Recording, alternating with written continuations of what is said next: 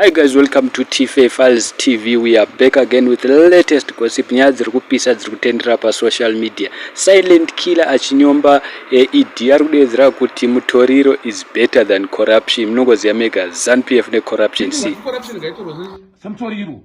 Wose musemtoriro. It's a worse than mutoriro. Worse than mutoriro. Okay. Because it has destroyed the nation.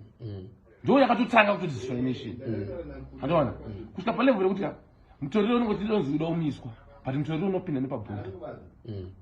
Saka wapinda sei. How come you brutalize our own youth? Andika.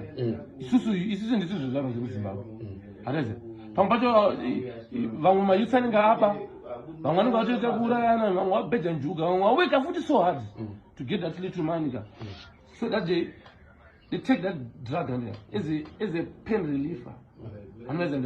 Zvazvo kuti anzi hapana advice yaunodza munhu ane nzara yakuti anzi chakadai somugwa isiri inozokudai so aiwa kawangu because wakaguta iwewe. Saka you can easily tell someone munhu ane nzara kuti aiwa izvi zvakuita zvikuzvidestroya because uri judge uri referee slug.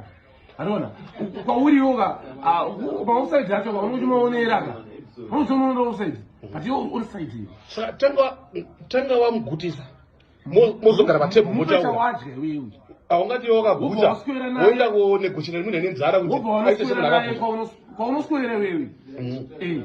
Because kana data single tango ma-PS machi chiteseti ma-wifi mutoriro totogiri mutoriro because hapana masaya tese data masipa iyi ende matalents acho tinawo handira vamwe vakacha give up but isusu tinoita live up because takahadhinwa handikuzoenda ichi chokwadi chisingakwanisa kutaurwa nevanhu vakawanda zvavo but inini hausi kutuka aiwa kana kuti namukatondatuka kuzvine basa renazvo handi makabuka guka isakabuka simuka. I'm sure mazvinzwira mega ari kudedzera kuti nzara yakaoma pane vamwe vanhu vane vachidya vachiguta. Thank you so much. Don't forget to subscribe.